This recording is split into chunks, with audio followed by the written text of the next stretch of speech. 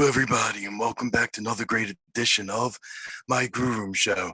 And for the Grue Rume Show today, we got a very amazing guest and someone I'm very happy to have on the show.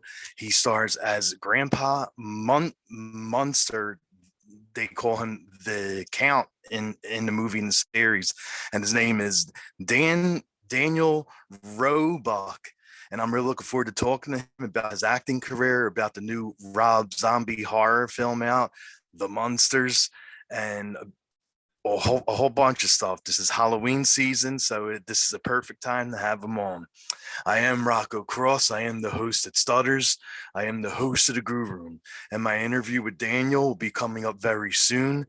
This is my Grue Room, and welcome to my nightmare. Stay tuned. Okay, welcome to Grue, and thank you so much for taking time out of your night and coming on the show. Thank you so much, Rocco. I'm so happy to be here with you and be staring at that big, creepy doll face. Yay, Zay. Yeah, I'm I'm a big fan of horror and of Chucky, as you could tell. So he's always in my background. How's that go for your dating when you bring the girls over?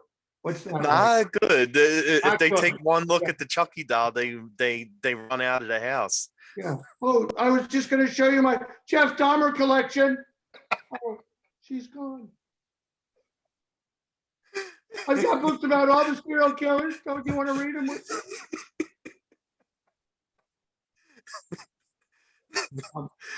I believe there goes another one running out the door. I didn't even get a chance.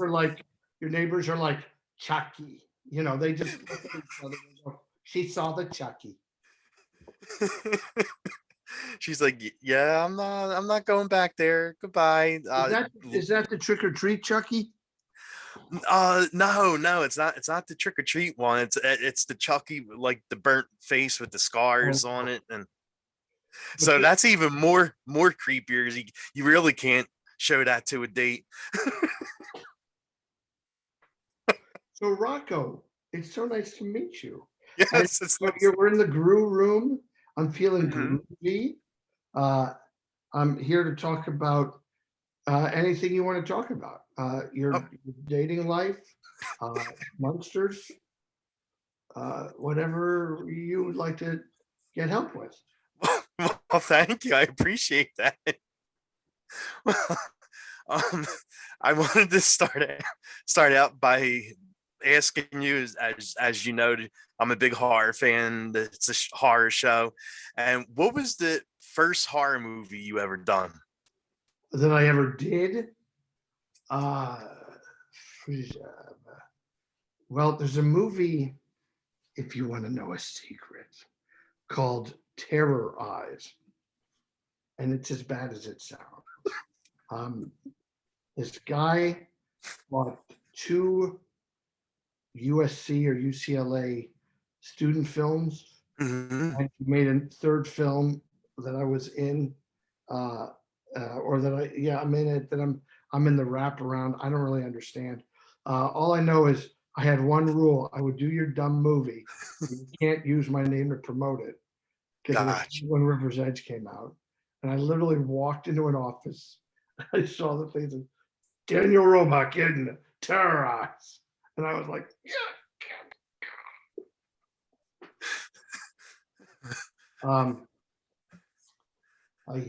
yeah.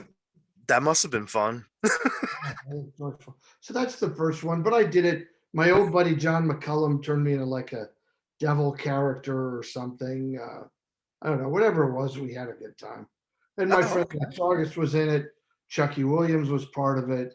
Harry James, who would become a collaborator with me years later, was in one of the student films. Dan Bell, who became a friend, was around. It brought a lot of people to me in a good way that I appreciated. Wow! Yeah, that was my first horror movie. Wow. Okay.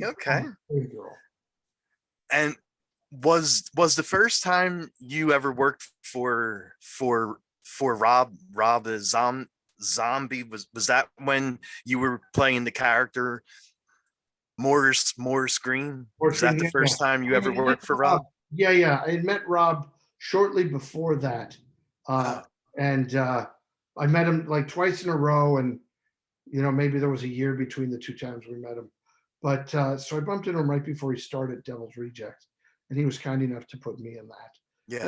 and then kind enough to put me in all this other stuff. And I mean, I have such a great time being in his stuff because I love him, I love his talent, and I love his art.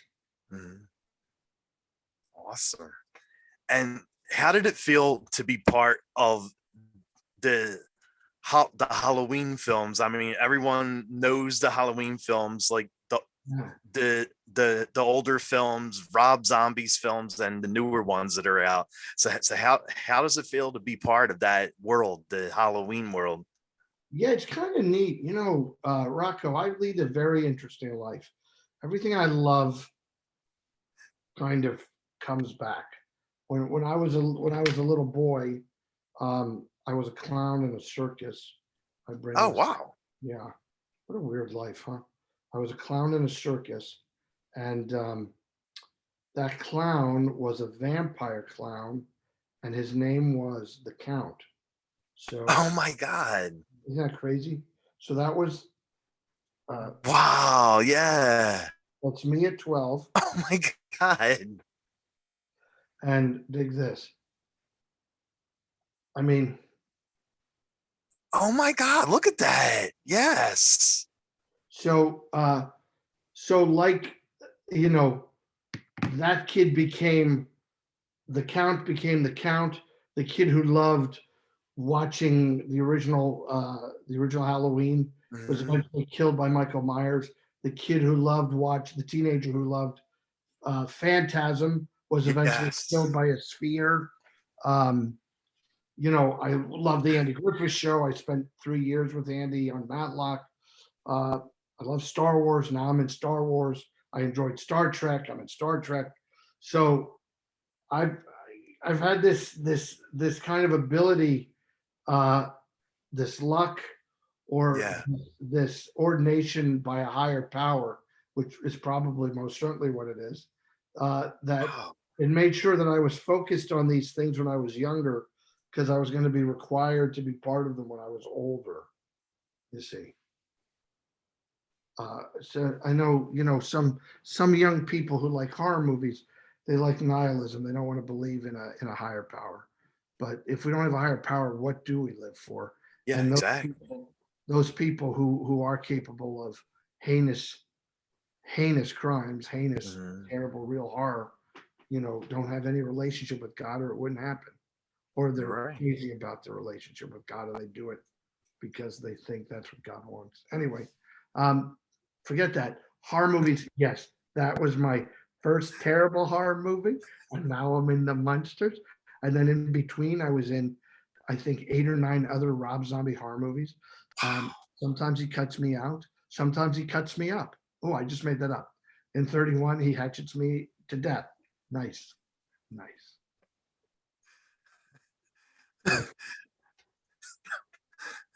There you go. You never know what role you're gonna have in one of his movies. I'm like, huh. Um, I did a show called Nash Bridges in San Francisco, and they constantly, in every episode, I'd be naked, I'd be in jail, I'd be hung from a building while I'd be thrown into the disgusting San Francisco Bay. Uh, Once we had to dress as women for a week and a half. So every time, I mean, like I had to run up and down the streets of San Francisco with only a little sack on my privates, not on my bottom, just on my front, running up and down the street. I got a lot of cat calls. San Francisco. I still see 2 of those guys to this day. Okay, there you go. That's not true. One of them, the other cut off. No, I don't see any of them. I don't generally see men like that. Yeah, I know. I don't see them, generally speaking. Although, I'm from the musical theater, so one never knows. So, how did you wind up landing the role as the Count from the Munsters? Rocco, I keep a big vault of incriminating photos from people all over the world. And when I want something, I look through my vault and I find photos. Like I found photos of Rob Zombie singing in a church choir. He didn't want anybody to see those. So, what was the question? How did I get it? You know what? I earned it, Rocco. I know you did. Who else would you cast as Grandpa in the Munsters? The kid Exactly. who was the Count when he was 12, or some idiot like Daniel Day-Lewis, who would have spent a year studying the Count, and then when he came out, he would have been like, "I'm the Count." He spent a year to become Abraham Lincoln. This is what he came up with. I'm Abraham Lincoln. The robot at Disneyland does a better job. And it's American. So I studied. I'm in a weird mood tonight. By the way, I love Daniel Day-Lewis. I don't know why I'm picking on him. And I'm sure he could kick my ass. So can you imagine what that would be like, bumping into him at a restaurant? Oh, hello, Daniel. Yes. I heard that you had some comments about my, Exactly. Yes. And he'd be like, oh.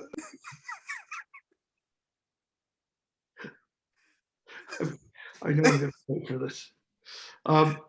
Daniel Day-Lewis is great.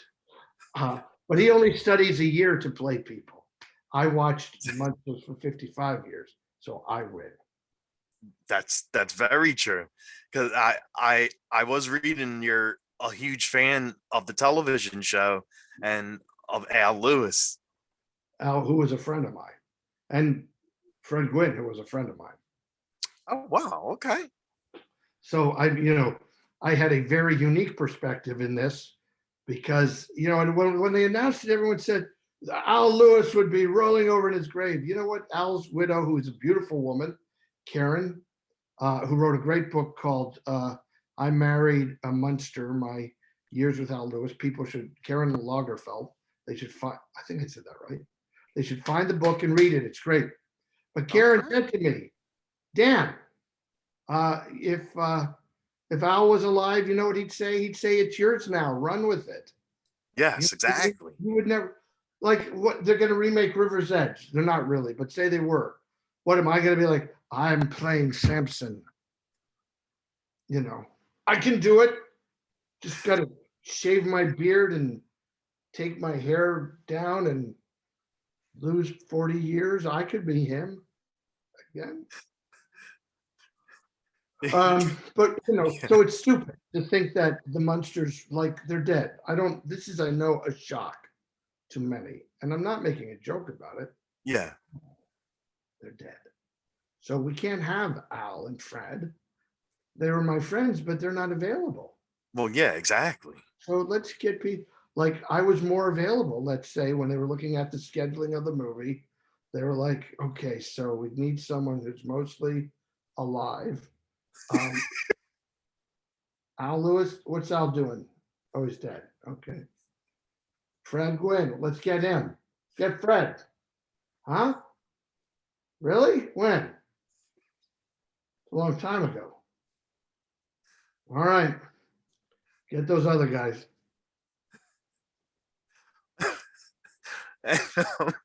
Well, you're absolutely right, because like when this movie just recently came out, I saw online all the people talking and comparing it to the TV series. You shouldn't compare it to the TV series because Rob Zombie put his own twist on the movie, so you shouldn't compare both of them. So I mean, I did watch the movie and I did like what I saw, and you played your role to the T. Like you definitely played it great. I think they all played it great. Yeah.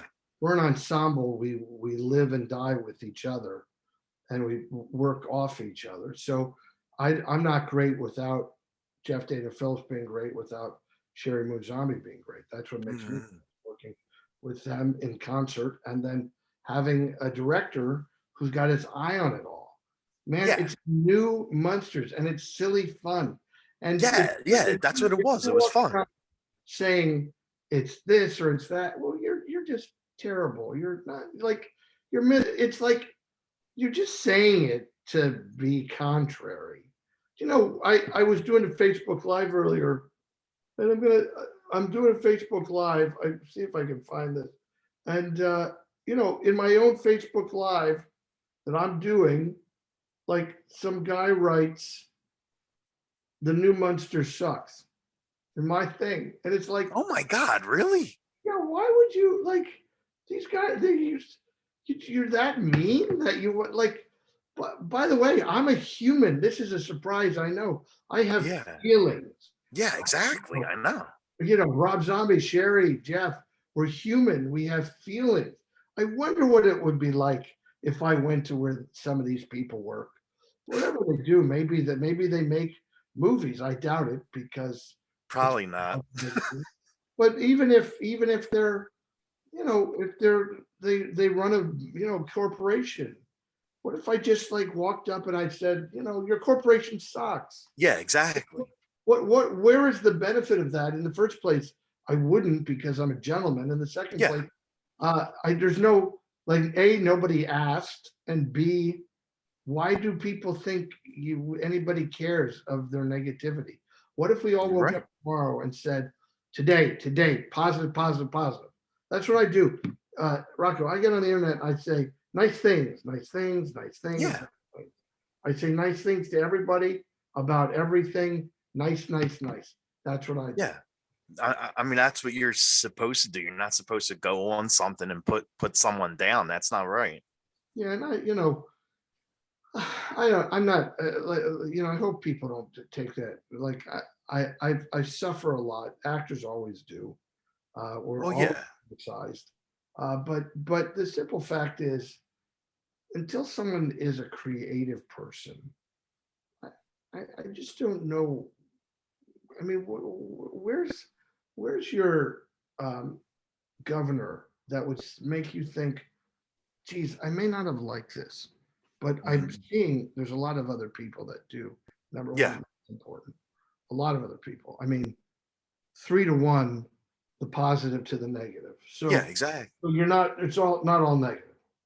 So 3 to 1 positive, avalanche of positivity, negative. Mhm. Um, I don't. I'm just lost as to why people, and I know why, because we have removed God from our schools, we've removed God from everything, and people just, these golden rules and these simple commandments that were laid, are, everyone ignores them because they feel they don't have to, because everyone feels like they're their own God person. But Exactly. you're here to work in unison with each other, not against each other. That's my lesson for today. It's a very good lesson too.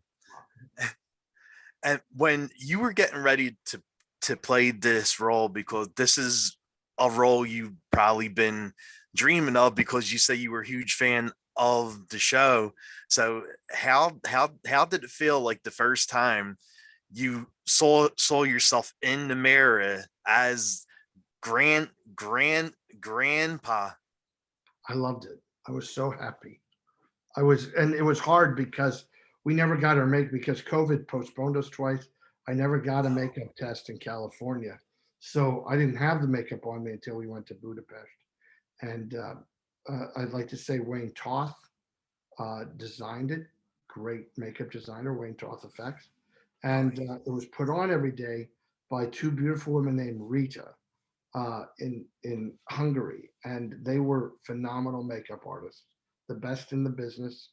And we spent all those days together, turning into grandpa. And I loved every second. If people get the DVD, they can kind of see makeup process, and I would. Nice. It took about 3.5 hours. I was just gonna ask that. How long did it take to get all that on? 3.5, and then about another 45 minutes to an hour to get it off. Wow. It can't just be yanked off. It has to be kind of massaged off. Oh wow. Okay. Okay. And and with the movie, like Rob Zombie put his own twist on it. Like he didn't make it exactly like the television series, but he put his own little twists, and I liked it. I thought it was really funny. It was a fun movie, and I want your thoughts on what you think about the movie. Yeah, I mean, I think it's a fun movie. I love the music in it. Someone said to describe it. You know how I describe it? It's as if you went trick or treating and you didn't look at what they put in your bag, and then you opened your bag, and everything that you ever wanted was in that bag. Yeah. It has music, and it has monsters, and it has the Munsters, and it has Abbott and Costello, and it has homages to Paul Lynde, and it has Mhm. the original cast members. It has all that in it that it's so crammed and so dense, filled with monster love, that anybody who likes monster movies, I don't see how they wouldn't like it. So that's how Yeah, I feel about it. definitely, definitely. And you played more than one role. You weren't just the Count. You were a couple I was, other yes, characters too. I'm Andrew Mosier. I'm the host of Good Morning Transylvania. And then I'm a Frenchman who's very scared of the Munsters. And then if people go to now, they could go to like my Facebook or the Munsters on YouTube. They can find these other scenes we did. I played a character named Belgie, who was only designed for these kind of commercials. And Belgie, here's the guy who puts Lily, the Lily Munster, on the date with the Count Orlok. Oh my goodness, they're so silly. He's very funny. So it's really 4 characters in the Munsters universe. And we put up something today, Count on Cooking or Count with Cooking, where I did a cooking show as the Count. That's awesome. That's and and playing a role as big as this, like did you take anything from Al for this role and also make it your own too? I took everything from Al. I'm a thief. I'm a scoundrel and a scumbag. I stole everything because he was perfect. So I wanted to hear enough, just enough to make myself look good. And you can't. I couldn't do Grandpa without going through Al. Yeah, And exactly. I've been blessed with this gift of mimicry. I played Jay Leno in a movie. I played Gary Marshall in a movie. I played many, many, many real people. But those are just 2 who you would go, oh yeah, I knew what they sound like or look like. So I had to portray them in their reality. This is character Grandpa. But Al and I are, as the crow flies, maybe it's 85 miles between the Bronx and Brooklyn and where I grew up in Pennsylvania. So Okay. we were both 6'1". We both weighed 225 pounds. We were exactly the same. I've worn some of his costumes. So Oh wow. yeah, so it's all like it was all easy to kind of step into the shoes. Wow. Yeah, Wow, that's awesome. Nice. thank you. Thank And you. how did you feel about the story between Grandpa and Herman? Well, it's different than the TV show because in the TV, Yeah, yeah, it is. half the episodes they're scheming together, and half the episodes, you big boob, you did this to me, Grandpa. You did it. Naughty, naughty, naughty, naughty. Yeah, Herman, idiot. Yeah, shut your mouth. He's as dumb as a post. Yeah. So half the time they're fighting, and the other half they're like, Herman and I have a fantastic idea. Oh yes, we're gonna make $1 million. So we're not there yet. Our characters aren't there. You know, Mm. we're still, and anybody who really has kids would understand that. Any guy who comes, pardon me, it's been a very long day. Any guy who comes to date your daughter is not worthy of your daughter. But so that's who Grandpa is in this movie. Very unhappy that Herman is a bozo. Exactly. Yes. And how was it like being on set? Because I mean, you worked with Sherry Moon. I mean, since you've been in Rob's films, like you've worked with Sherry Moon in every film. So how was it like working with Sherry Moon and the Mistress of the Dark, Elvira? Yeah, they're all great. Great actors, comedians. I can just tell you, Rocco, across the board, every one of these actors was great. We had Yeah. Jorge Garcia. My gosh, I spent a lot of time with him on Lost. We had so much fun. Richard Brake, who's terrific. Tomas Boykin, who plays Lester. Catherine Schell. Sylvester McCoy. Like Rob put together a fantastic cast of like legit character people for us to enjoy and have fun with during the movie. So we spent a lot of time laughing, but we were also compressed into a very small area because of COVID. This is nothing. I want anybody watching this. You have to know this has nothing to do with Rocco. I've not slept well. No, you're very interesting, Rocco. I have not slept well for months, and I'm finally catching up on sleep, but it is affecting me during the day, I'm afraid. So I'm sorry if it seems like It's all right.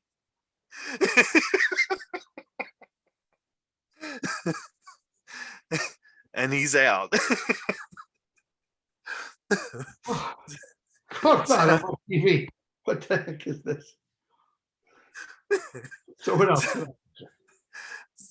Was there any scene No. from the movie that you Steve, liked filming most? Let's do the worst interview you've ever had. Ask me a question. No, this is fun. This is fun. I love it. Was there any scene you like filming most from the movie, from the Munsters? No.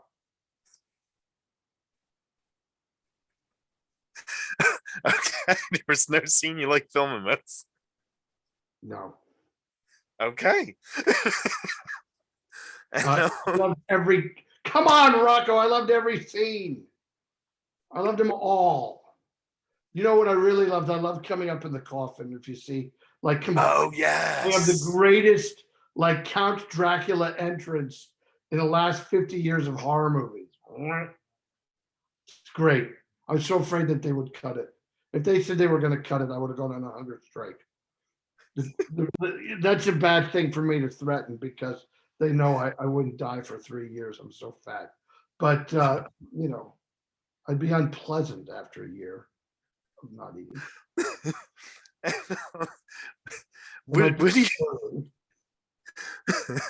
What do you like doing in between takes, like when you're trying to kill time, like if someone else has a scene? I read all the time.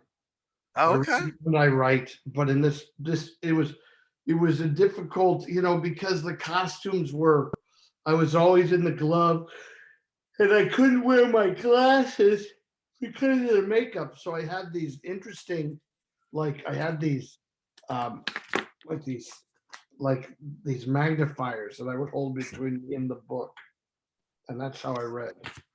That was the only way for me to read when I was in makeup.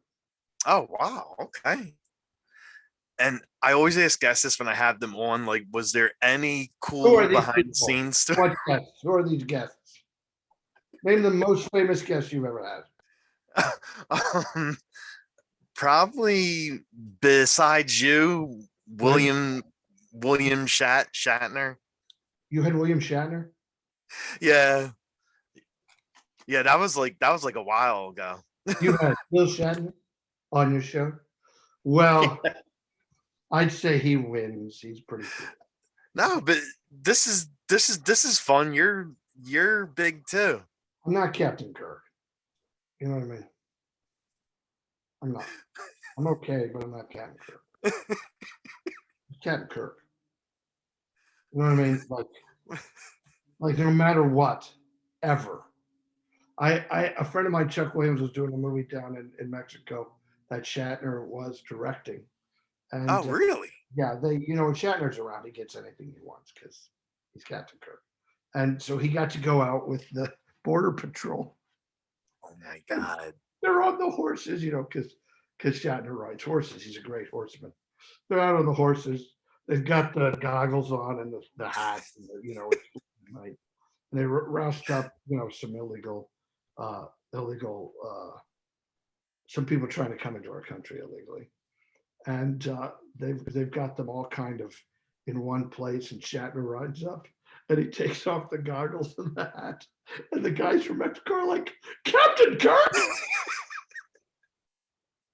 Like, imagine say you grow up in a little town, but Oh yeah, and you see this.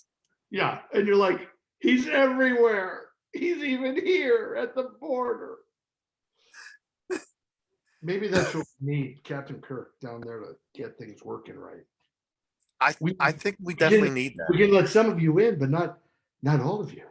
Some of you are bringing drugs. Some of you are terrorists. I don't want any terrorists. I don't want any fentanyl.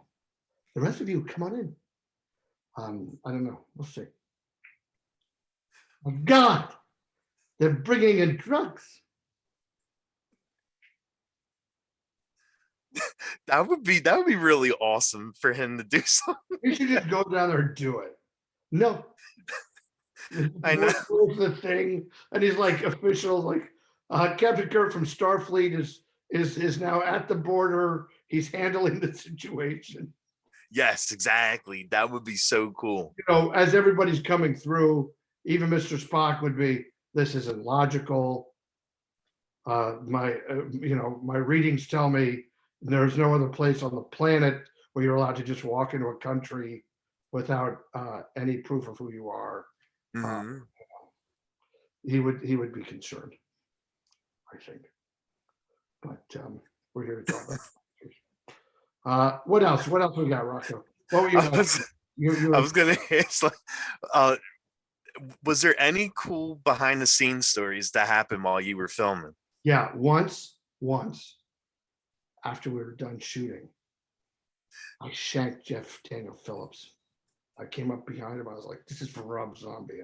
I had sharpened a toothbrush down, and I got him. He said, "What's this for?" And I said, "Rob said you stole that scene from me." And he was like, "I did." So he paid. I won't have people steal scenes from me, Rocco. Hey, I mean, you have to get even somehow, right? He's, it's unfortunate he's on dialysis, but I made my point, and no one stole the scene from me after that. There you go. That's great. No, there was, it was all. I mean, it's just crazy fun. We all for the first month we were together all the time. Rob would, it was like our dad left, and they'd come home at night. We'd be like, "What's going on out there?" Because he would get to go to the studio, and we'd be stuck rehearsing or whatever. But then eventually we got to go and do all the fun stuff, the locations and the makeup and everything. That was neat. Nice. And I know you were part of the very last Phantasm film. And did you get to actually work with Tall Man Angus? We don't appear together in the movie. We're both in the movie. Okay. Angus was also a friend. He was a great friend. We loved him dearly. You know who loved him the most was my little daughter. Oh, Like, really? oh yeah, she was always like, if we are having a party, she'd say, "Is Angus coming?" Because Angus was like very erudite, very smart. Um, Yeah. my daughter loved older people, and Angus was very good with kids, and he was just such a good human being. Oh, Um, wow. yeah, not scary at all, really, not at all. Wow. Nice. And I saw something on your page. I wanted to ask you what it is. It's you have Channel of Peace. Yes, please. Thank you. Let's talk about that for a second. So if people want to know what I'm doing, because I stay relatively busy, uh, Hmm. I write and direct. But through this not-for-profit, we have a channelofpeace.org. A channelofpeace.org is how you can find us. We've made 2 movies so far. There's more in our future, and they're family entertainment with a faith element. Uh, Oh, nice. they're entertainment first, because the problem with some faith-based films is they're just not well made. And Hmm. we want to entertain people. That's our hope, that we bring them, and then we deliver a message of that's faith appropriate. Uh, and they're not really Christian movies. I mean, if I had the right Muslim story or Jewish story, I'd tell that too. So Yeah. I'm just making movies where people can rely on a higher power to help them in a difficult situation, as most of us in the world do. And I always can tell those who don't, because they're really mad about everything all the time. They're mad Hmm. about everything because they don't have faith that there's something better that's here, or will be there. Anyway, Wow. That that that that sounds really cool. Really awesome. I'm happy to see you're doing something like that because I saw like you're not only an actor, you're a writer, you're a producer, you're a director. So you wear many hats. with many hats.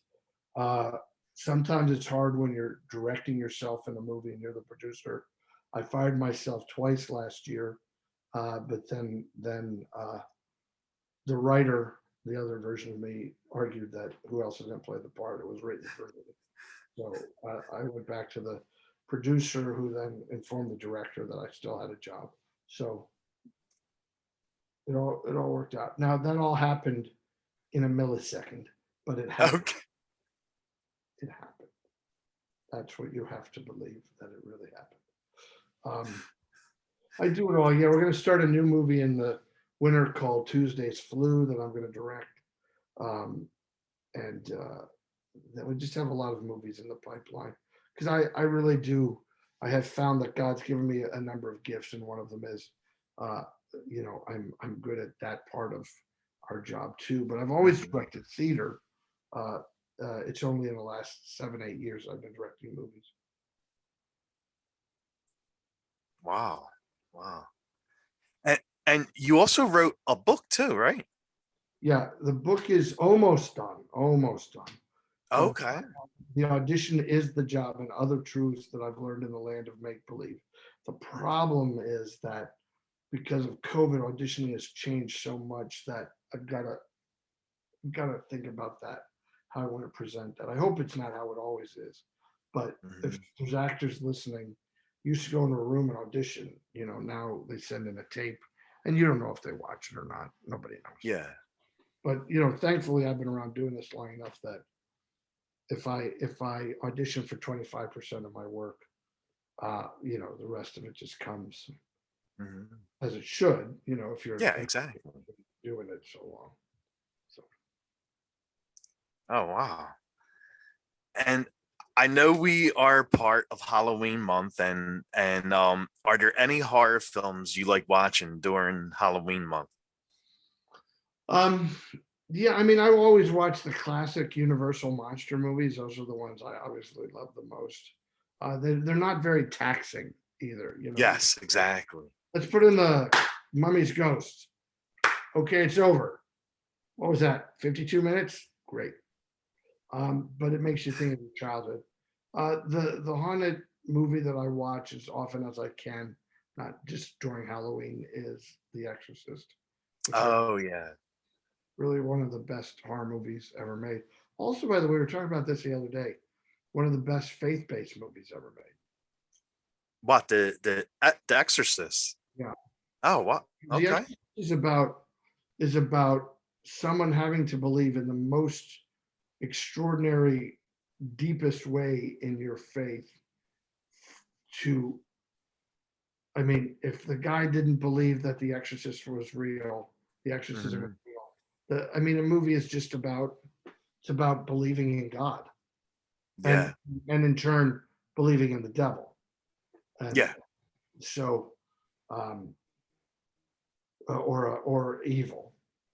And it's, people laugh at the idea. I know I was on a movie set once, and a TV set, and one of the other actors said, "I'm making a documentary about how stupid people believe in the devil." And I thought, oh God, yeah, that sounds like it's really worth your time pointing out how stupid people are because you're so smart because you're on a TV show. Um, I've been on many TV shows. I'm starring TV shows. Do I Oh, I know. do I look smart to you? No. Yes. Well, only because I'm sitting in this chair. But mostly, I don't look smart. Anyway, Oh, okay. uh, like, what are you? You could do a documentary about Hollywood stars who do documentaries about stupid shit when you could like be using that same amount of time and going and feeding homeless people. But okay, make your documentary. Uh, I don't know where I was going with that. Rocco, you're in charge of keeping me on track. And I know our time is almost over. So Yes. if there's anything really good you want to ask me, now's your time. Okay. I'm just gonna ask the one last question, and it's nothing serious. It's something fun. It's what what kind of music do you like listening to? None.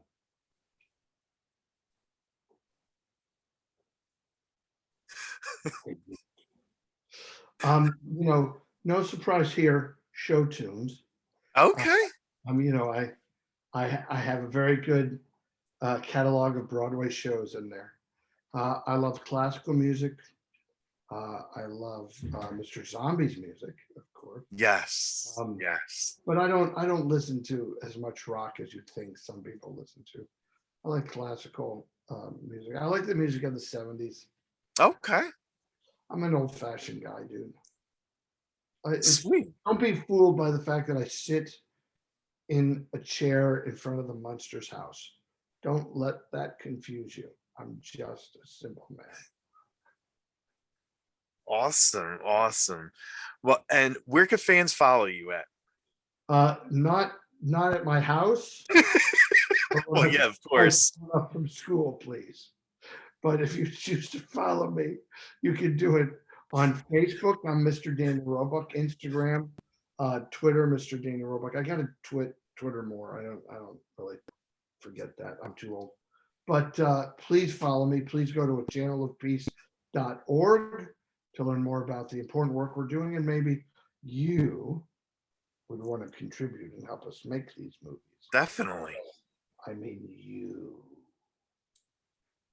I pointed to everyone, so they all think I meant them. Dude, Rocco, this is fun. Thank you. This What a was so really, much fun. really nice way. Where are you located? Philadelphia. Oh, yeah. All right. I'm from Bethlehem. We make Oh, that's not far at all. It's nothing. Don't follow me. It's nothing. We're down the street. That's where we make all the movies in a channel of peace. We make in Nice. the Lehigh Valley. So we'll say hello to all your fellow Philadelphians.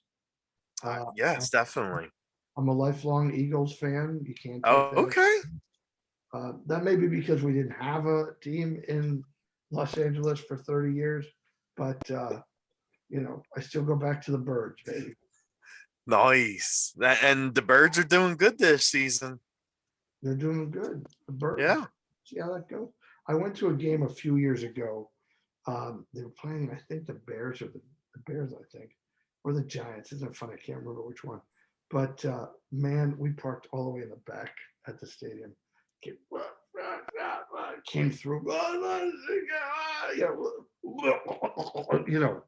walked that walk, got to the stadium. And then on the way back, it's even more raucous because everyone's drunker.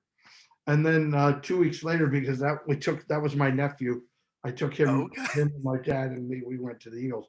I said, Buster, he had never been. This terrible father, so we didn't have it. He had never been to a professional football game. He'd been. Oh wow! So I said, come on, let's go to the Chargers. So we do the exact same thing, but in the Chargers, and it was like, hi, yes, hi, here you go, hi. No, like I've never seen like there was no vomiting, no fighting. It was like going to the Crystal Cathedral or something where they were, hi, thank you so much for coming. That's true. You're right about that. It would be like, instead of like, if a guy in the I mean, I remember the Vet Stadium. That's where I saw all my Eagles. But yes, if a diehard Eagle fan doesn't like a call, he says things. He uses words in a way. He weaves them into a tapestry of profanity that even a nun would be like, I appreciate how hard that must have been to do. But I'm at this other game and they're like, hey, I don't agree with that. No fair. But that's not the Eagles. It's night and day going to see the Eagles and going to see another football team. No other football team requires jail in the stadium, as I understand it. But that's our birds. We like when our birds fly, we fly. That's true. You're absolutely right. Rocco, it doesn't surprise me that your name is Rocco and you're from Philadelphia. Yeah, Rocco, Italian guy from South Philly. So this is all a shock.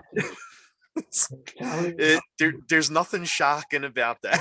I thought you were Irish. You're Italian. Come on, Rocco. I had a great time. How many people watch your show?